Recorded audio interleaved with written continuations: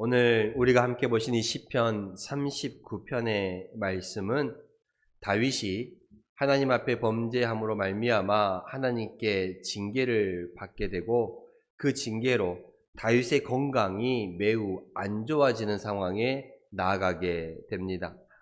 그래서 다윗이 자신의 건강이 매우 안 좋은 상황 속에서 이러한 질병의 고통 속에서 심지어 이 죽음의 가까움을 느끼고 인생의 무상함을 말하며 하나님께 용서와 구원을 호소한 어, 기도시라고도 볼 수 있습니다.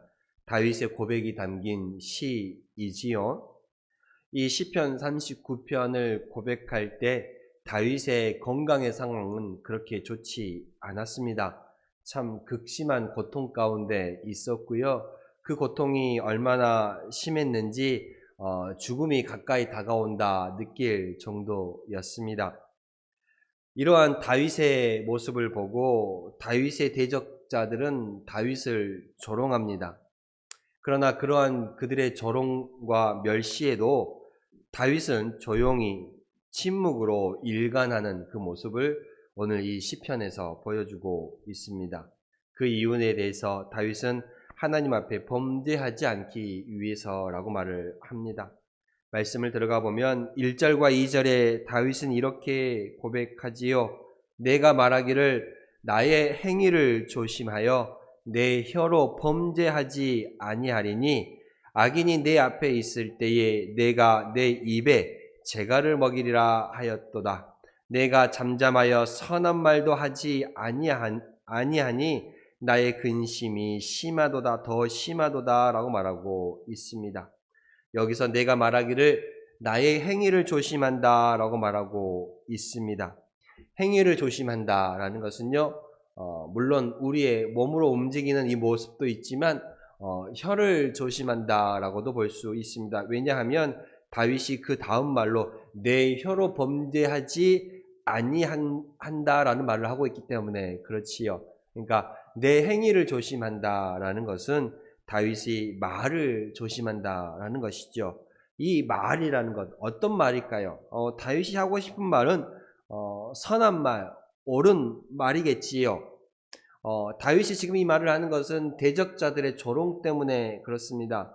그래서 이 행위를 조심함으로 말을 조심하고 이 선한 말, 옳은 말일지라도 다윗은 자신을 대적하는 악인들에게 이 비록 나를 대변하는 옳은 말이라고 할지라도 침묵하기로 작정하였다라는 고백이지요.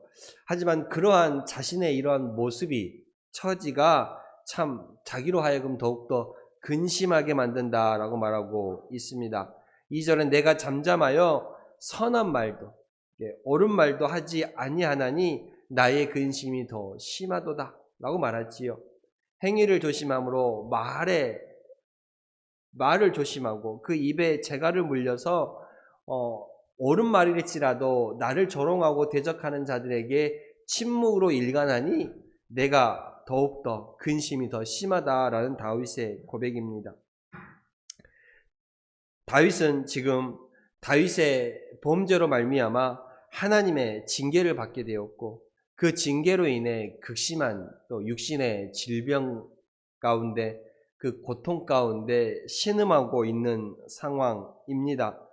앞서 말씀드린 바와 같이 그 질병이 이 고통이 얼마나 심하였는지 이 죽음을 생각할 정도였다라고 말씀을 드렸습니다. 이러한 다윗의 모습을 보고 악인들이 대적자들이 다윗을 손가락질하며 조롱한 것이지요. 어쩌면 다윗에게 있어서 이 자신에게 다가온 이 육신의 질병보다 그 고통보다 이 악인들이 조롱하는 그 손가락질이 대적자들의 조롱이 어쩌면 더욱더 큰 심령의 아픔으로 질병으로 다가왔을 것입니다. 하지만 이러한 상황 속에서도 다윗은 자신을 대적하는 자들에게 자신을 조롱하는 자들에게 아무 말도 하지 않겠다라고 말하는 것이지요. 그러니까 자신을 조롱하는 그 말에 자신을 험담하는 그 말에 반박하지 않겠다라는 것입니다. 반박하지 않겠다라는 거예요. 비록 내 주장이 옳은 것이라고 할지라도 그 사람의 말에 되받아치지 않겠다라는 말입니다. 내 입에 재갈을 먹이리라. 내 입에 재갈을 먹이리라. 악인들의 조롱 앞에서도 잠잠히 침묵하겠다라는 그 다윗의 의지를 강하게 보여줍니다. 그러면 왜 다윗은 자신을 조롱하는 그 사람들에게 나는 아니라라고 자신을 대변할 수도 있고 옳은 말로 말할 수도 있고 되받아칠 수 있고 반박할 수 있음에도 불구하고 왜 그러지 않고 입에 재갈을 물려서 침묵하는 행동을 선택하였겠습니까? 그 이유는 바로 하나님 앞에 범죄하지 않기 위해서입니다. 1절에 나의 행위를 조심하여 내 혀로 범죄하지 아니하리니, 바로 하나님 앞에 범죄하지 않기 위해서 이 입술에 재갈을 물리겠다. 나를 조롱하는 자들에게, 나를 험담하는 자들에게 나는 반박하지 않고 되받아치지 않겠다라고 말하는 것입니다. 사람은요, 이성적인 존재 같지만 어쩌면 그 이성보다 감정이 더 앞설 때가 많이 있습니다. 아무리 이성적인 사람이라고 할지라도요, 누가 나의 이 감정을 건드리면 그 이성을 잃어버리고 이 감정적인 말이 툭 튀어나올 수밖에 없는 게 바로 저와 여러분들입니다. 감정대로 말하고 감정대로 행동할 수밖에 없는 것이지요. 그리고 이러한 여러분들의 삶 속에 비춰보아 감정적인 말과 감정적인 행동은 결코 좋은 모습이지 않습니다. 좋은 말이 나가지 않고요, 좋은 행동이 나가지 않습니다. 되돌아보면 그러지 않습니까? 그래서 다윗도 이것을 너무나도 잘 알고 있었습니다. 그래서 악인들이, 대적자들이 나를 조롱한다고 해도, 험담한다고 해도, 손가락질한다고 해도 그냥 거기에 침묵하기로 다윗은 선택한 것입니다. 그들의 말에 옳은 말로 아니라고 차근차근 반박하며 되받아칠 수도 있습니다. 근데 다윗은 자신이 그것을 반박하면서 자신이 감정을 온전히 배제하고 이성적으로만 말할 수 있다는 확신이 없었던 것이지요. 또한 그들이 내 말을 듣고 하는 행동에 내가 감정적으로 나가지 않고 옳은 말만 하리라는 그 보장도 없었던 것입니다. 그만큼 사람은 감정에 많이 이렇게 휩쓸리는 연약한 존재라는 것을 우리는 깨달아야 하고 또한 잘 알고 있습니다. 그리고 아무리 내가 좋은 말로, 옳은 말로 그것은 아니라고 이성적으로 차분하게 반박하고 말을 하다 보면 상대방이 나에게 하는 말이 또 나에게 다가와서 이렇게 왔다 갔다 하면서 그 말에 감정이 상해서 나도 또 감정으로 나아가게 되는 것입니다. 내가 악인들의 조롱의 말을 반박하다 보면 나도 감정적인 말이 나오고 나도 악한 말이 나올 수 있는 것이지요. 그리고 여러분 생각해 보십시오. 상대방이 비방하는, 상대방의 조롱에 내가 반박한다고 해도, 내가 아무리 옳은 말로 아니라고 이것은 이렇다라고 얘기해도 그 사람이 그것을 옳게 받아들이던가요? 그렇지 않은 경우가 많이 있습니다. 그렇지 않지요. 내가 옳은 말을 한다고 해도 감정이 상해 있는 상태에서는요, 그 사람이 선하게 받아들이지 않고 오히려 꼬아서 받아들입니다.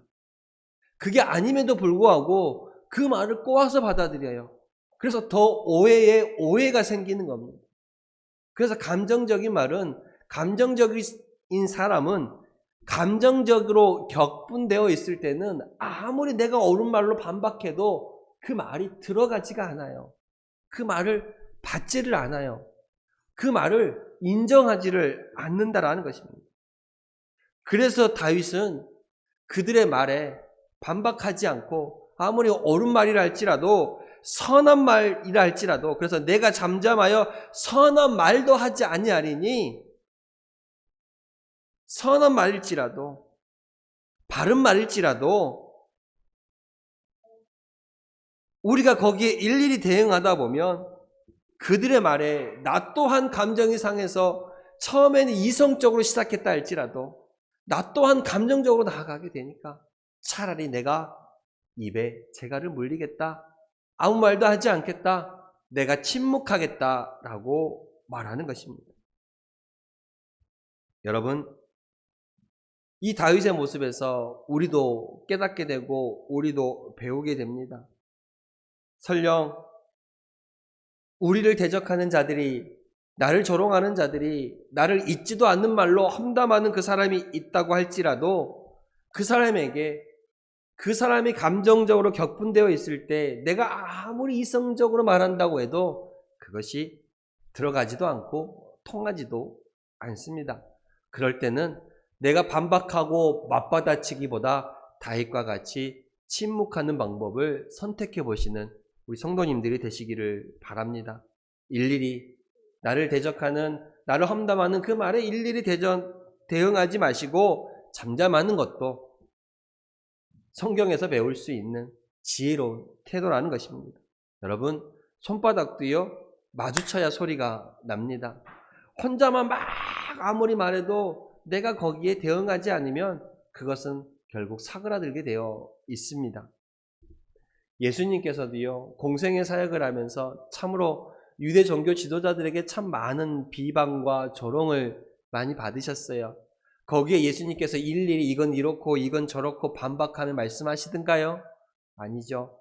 우리는 사복음서를 보면 예수님은 대부분 침묵으로, 그들의 조롱과 비난에도 침묵으로 일관하셨다라는 것을 알 수가 있습니다. 그렇지만 그러한 침묵이 예수님을 패배자로 만들었나요? 아니죠. 결국은 그 침묵이 예수님을 승리자로 만들었습니다. 우리도 살아가면서 나를 대적하는 자들이 있을 수도 있고 나에게 있지도 않은 말로 험담하는 사람들이 있을 수도 있습니다. 비난과 조롱이 있을 수도 있지요. 거기에 우리가 일일이 감정적으로 격분하며 대응하지 마시고요. 때때로 하나님께 모든 것을 맡기시면서 침묵할 수 있는 지혜가 우리 성도님들에게 있기를 소망합니다. 이제 4절에 이렇게 다윗은 고백합니다. 여호와여, 나의 종말과 연한이 언제까지인지 알게 하사 내가 나의 연약함을 알게 하소서라고 말하고 있습니다. 인간의 한계와 그 연약함의 실상을 알게 해달라는 간구이지요. 나의 종말과 나의 연한이 언제까지인지 알게 하심으로 우리 인간들이 얼마나 연약한 존재임을 깨닫게 해달라는 것입니다. 그러면서 다윗은 5절과 6절에 이 인생이라는 것이, 사람이 살아가는 그 삶이라는 것이 얼마나 참으로 덧없는지 말해주고 있습니다. 주께서 나의 날을 한 뼘의 길이만큼 되게 하심에 또한 주 앞에는 없는 것 같사오니 라고 말하지요. 그리고 또한 6절에도 진실로 각 사람은 그림자같이 다니고 헛된 일로 소란하며 재물을 쌓으나 라고 말하고 있습니다. 또한 진실로 5절에 모두가 헛사뿐이라 라고 다윗은 고백합니다. 우리 인생에 대해서 다윗은 한 뼘의 길이 같고 주 앞에는 없는 것 같은 모양이며 허사이며 그림자이며 헛될 뿐이라라고 인생에 대해서 그 허무함과 무상함에 대해 말하고 있습니다. 다윗은 왜 여기서 인생의 허상함과 무상함에 대해서 말하는 것일까? 자신이 지금 질병과 고통 가운데 있습니다. 대적자들은 자신을 향하여 비방하고 조롱합니다. 그런 상황 속에서 다윗이 바라보면 이런 생각이 들지요. 우리도 다윗과 같은 동일한 생각이 들 수 있습니다. 바로 어떤 생각입니까?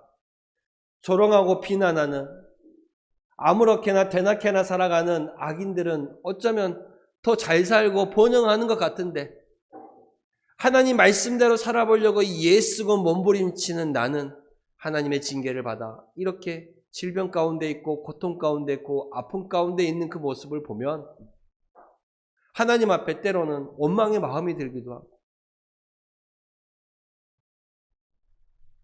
그래서 다윗은 이렇게 하나님 앞에 고백하는 것입니다. 하나님, 인생의 나의 종말의 연한이 언제까지인지 알게 해달라.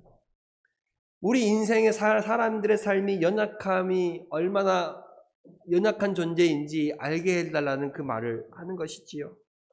여러분 생각해 보십시다.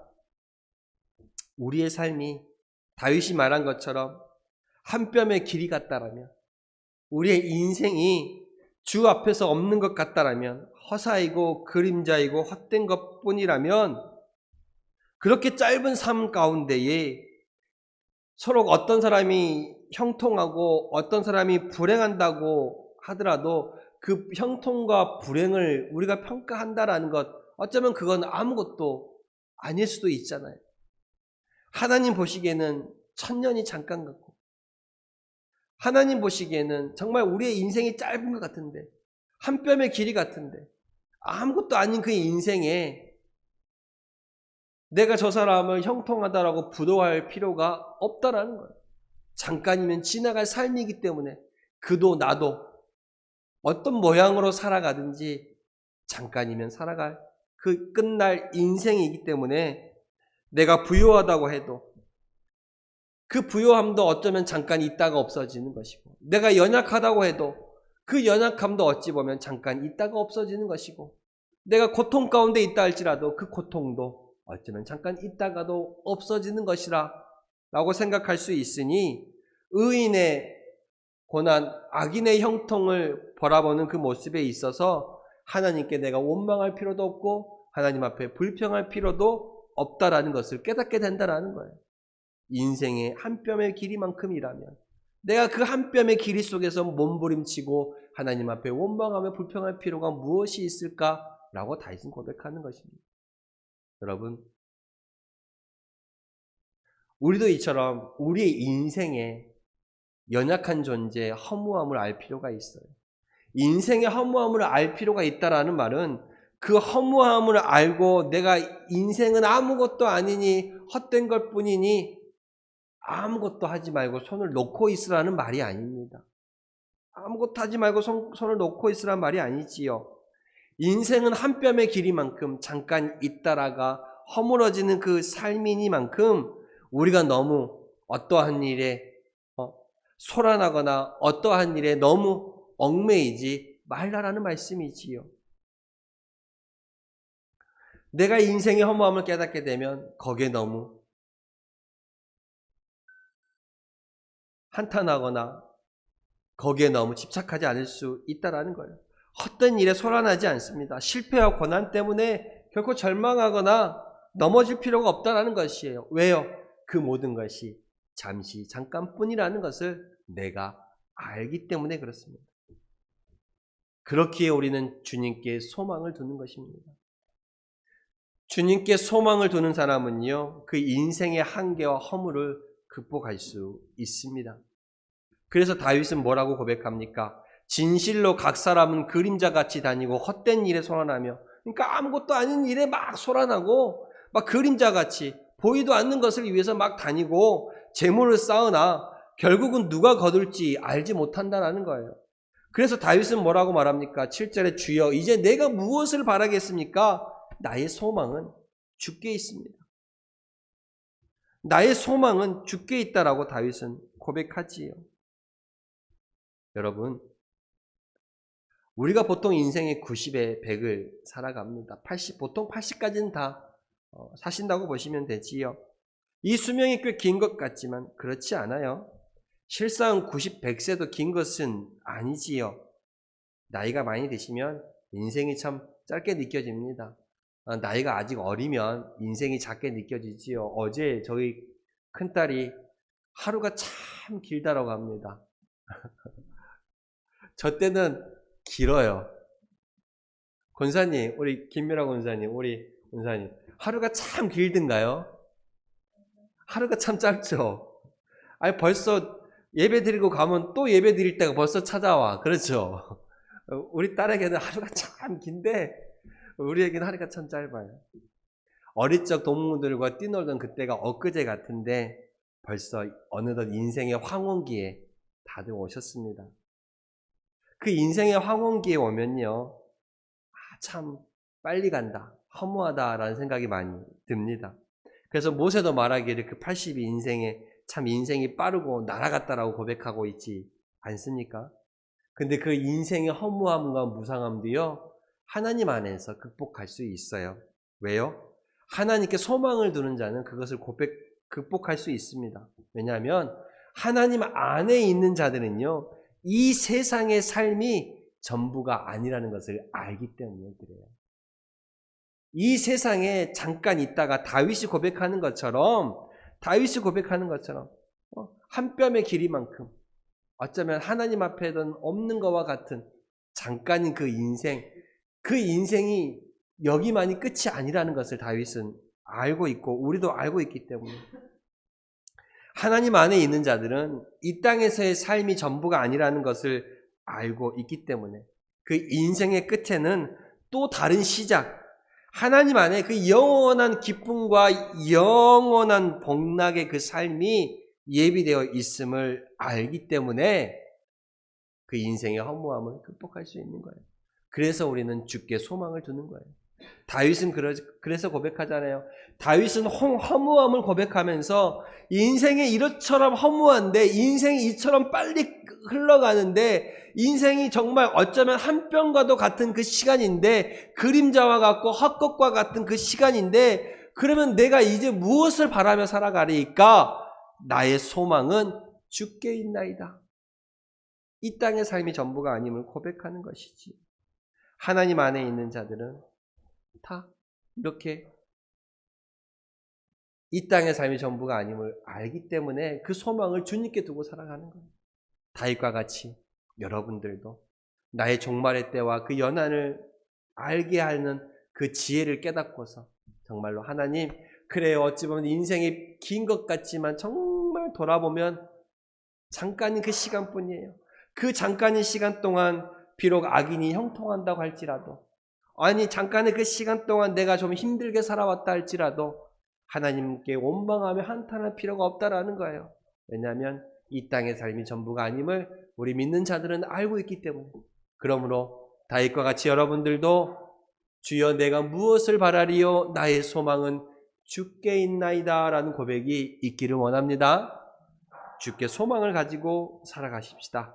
주님께 소망을 두시기를 원합니다. 이제 다윗이 이 악인들의 조롱에도 잠잠했던 또 하나의 이유가 나옵니다. 첫 번째 이유는 뭐예요? 내 혀로 하나님 앞에 범죄하지 않기 위해서 내가 침묵하겠다라고 다윗은 말했습니다. 침묵하는 다윗의 두 번째 이유는 9절에 나옵니다. 내가 잠잠하고 입을 열지 아니하면 주께서 이를 행하신 까닭이니이다. 여러분, 주님께서 행하신 것이기 때문에 그렇다라는 거예요. 다윗이 질병 가운데 어쩌면 대적자들에게 손가락질 받는 것도 누구의 에게로 받은 거예요?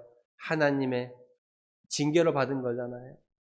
그래서 자신의 삶에 일어나는 모든 일이 하나님의 섭리 가운데 이루어진 일이었다라는 고백입니다. 여러분, 저와 여러분들의 삶 가운데 일어나는 모든 일이, 모든 순간이, 모든 시간들이 하나님의 섭리 가운데 있음을 깨닫게 된다라면 굳이 내가 앞장서서 대적자들 앞에 나를 변호하고 나를 아니다라고 주장할 필요가 없다라는 거예요. 왜요? 하나님은 다 아시기 때문에 그렇지. 하나님은 다 아십니다. 그러니 다윗이 고백하는 거예요. 내가 잠잠하고 그 대적자들에게도 입을 열지 않는 까닭은 주께서 이를 행하신 까닭입니다. 다윗처럼 내게 일어나는 모든 일들이 하나님께서 내게 유익을 주시려고 하나님의 뜻이라는 그 사실을 인정하고 받아들이면 원망도 불평도 없어지는 거예요. 하나님이 인도하시니까. 그러면서 우리는 원망하고 불평하지 않고 잠잠히 인내하며 기다리면서 하나님께서 우리의 삶 속에, 우리의 가정 가운데, 우리의 자녀들 속에 보여주실 그 선하실 결과를 기대하며 기다려보시기를 바랍니다. 그래서 성경은 말하지요. 잠언 3장 6절에 너는 범사의 그를 인정하라. 그가 누구예요? 하나님이에요. 너는 범사의 하나님을 인정하라. 그리하면 내 길을 지도하시리라. 우리의 삶의 모든 일들이 하나님의 섭리 가운데 있음을 인정하면 하나님께서 우리의 길을 지도하실 것입니다. 그렇습니다. 그래서 다윗은 바로 이 은혜의 단비를 12절에 이렇게 말하고 있는 거예요. 여호와여, 나의 기도를 들으시면 나의 부르짖음에 귀를 기울이소서. 내가 눈물을 흘릴 때에 잠잠하지 마옵소서. 나는 주와 함께 있는 나그네이며 나의 모든 조상들처럼 떠도나이다. 주는 나를 용서하사 내가 떠나 없어지기 전에 나의 건강을 회복시키소서.